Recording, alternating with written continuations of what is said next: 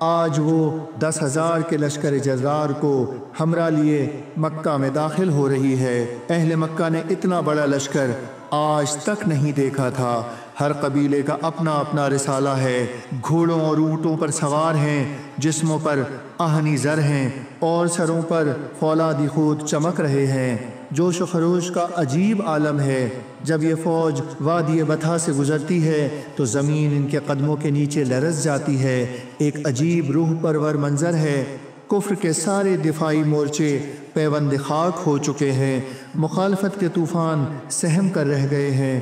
ہر شخص کو اپنے انجام کی فکر نے حواس باختہ کر دیا ہے، لیکن اس لشکر کے سپہ سالار نے تاکیدی ہدایات جاری کی ہیں کہ خون خرابے سے قطعاً اجتناب کیا جائے، کسی پر دست درازی نہ کی جائے، تلواریں میانوں میں، تیر ترکشوں میں، کمانیں کندھوں سے آویزاں رہیں۔